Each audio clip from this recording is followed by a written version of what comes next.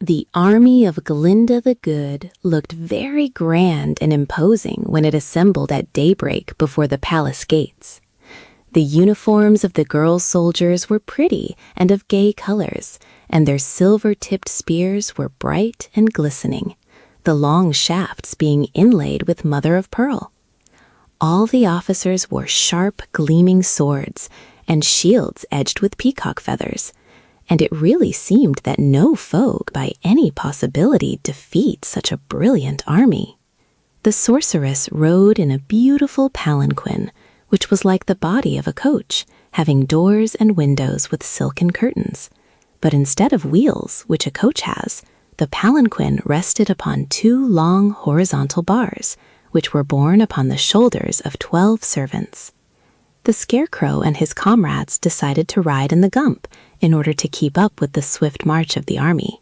So, as soon as Glinda had started, and her soldiers had marched away to the inspiring strains of music played by the royal band, our friends climbed into the sofas and followed.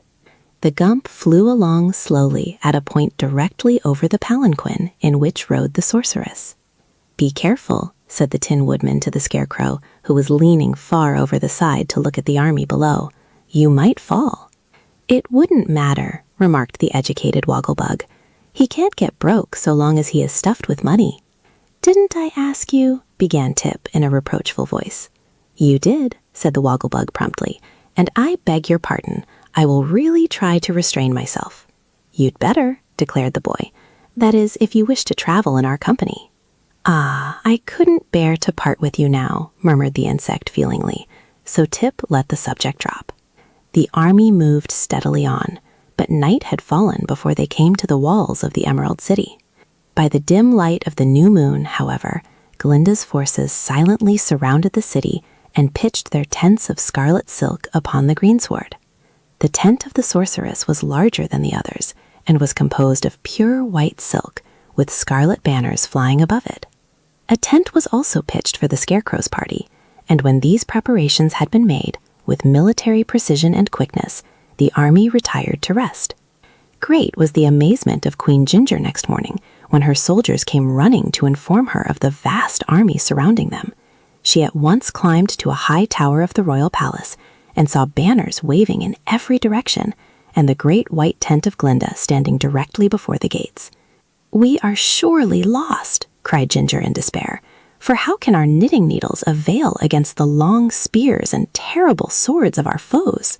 "The best thing we can do," said one of the girls, "is to surrender as quickly as possible before we get hurt." "Not so," returned Ginger more bravely. "The enemy is still outside the walls, so we must try to gain time by engaging them in parley. Go you with a flag of truce to Glinda, and ask her why she has dared to invade my dominions, and what are her demands." So the girl passed through the gates, bearing a white flag to show she was on a mission of peace, and came to Glinda's tent. "Tell your queen," said the sorceress to the girl, "that she must deliver up to me old Mombi to be my prisoner. If this is done, I will not molest her farther." Now, when this message was delivered to the queen, it filled her with dismay, for Mombi was her chief counselor, and Ginger was terribly afraid of the old hag. But she sent for Mombi and told her what Glinda had said. "I see trouble ahead for all of us," muttered the old witch, after glancing into a magic mirror she carried in her pocket. "But we may even yet escape by deceiving this sorceress, clever as she thinks herself." "Don't you think it will be safer for me to deliver you into her hands?" asked Ginger nervously. "If you do, it will cost you the throne of the Emerald City," answered the witch positively. "But if you will let me have my own way, I can save us both very easily." "Then do as you please," replied Ginger, "for it is so aristocratic to be a queen that I do not wish to be obliged to return home again to make beds and wash dishes for my mother."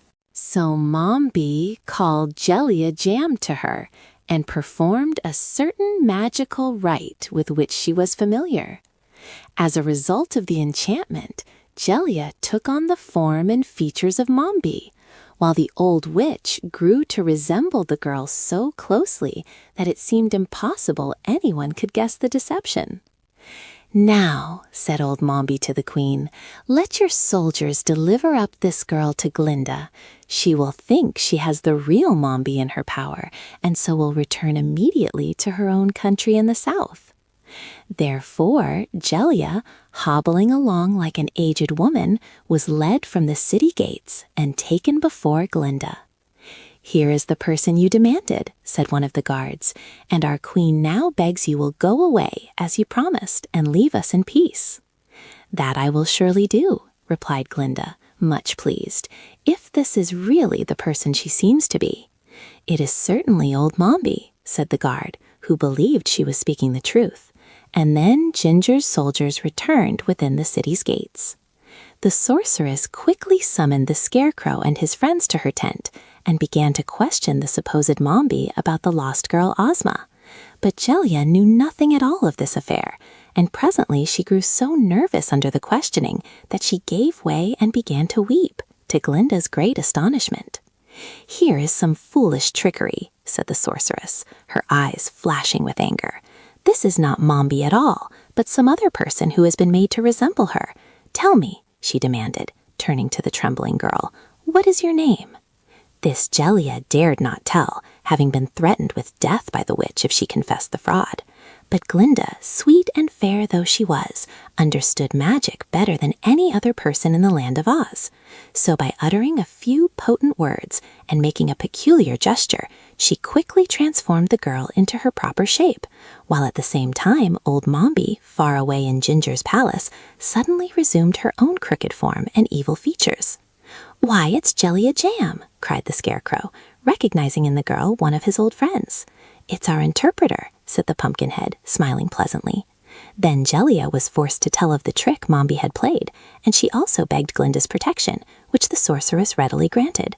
But Glinda was now really angry and sent word to Ginger that the fraud was discovered, and she must deliver up the real Mombi or suffer terrible consequences. Ginger was prepared for this message, for the witch well understood when her natural form was thrust upon her that Glinda had discovered her trickery. But the wicked old creature had already thought up a new deception and had made Ginger promise to carry it out. So the queen said to Glinda's messenger, "Tell your mistress that I cannot find Mombi anywhere, but that Glinda is welcome to enter the city and search herself for the old woman. She may also bring her friends with her if she likes, but if she does not find Mombi by sundown, the sorceress must promise to go away peaceably and bother us no more." Glinda agreed to these terms, well knowing that Mombi was somewhere within the city walls. So Ginger caused the gates to be thrown open, and Glinda marched in at the head of a company of soldiers, followed by the Scarecrow and the Tin Woodman, while Jack Pumpkinhead rode astride the Sawhorse, and the educated, highly magnified Wogglebug sauntered behind in a dignified manner. Tip walked by the side of the sorceress, for Glinda had conceived a great liking for the boy. Of course, old Mombi had no intention of being found by Glinda, so while her enemies were marching up the street, the witch transformed herself into a red rose growing upon a bush in the garden of the palace. It was a clever idea, and a trick Glinda did not suspect, so several precious hours were spent in a vain search for Mombi. As sundown approached, the sorceress realized she had been defeated by the superior cunning of the aged witch, so she gave the command to her people to march out of the city and back to their tents. The Scarecrow and his comrades happened to be searching in the garden of the palace just then, and they turned with disappointment to obey Glinda's command. But before they left the garden, the Tin Woodman, who was fond of flowers, chanced to espy a big red rose growing upon a bush, so he plucked the flower and fastened it securely in the tin buttonhole of his tin bosom. As he did this, he fancied he heard a low moan proceed from the rose, but he paid no attention to the sound, and Mombi was thus carried out of the city and into Glinda's camp, without anyone having a suspicion that they had succeeded in their quest.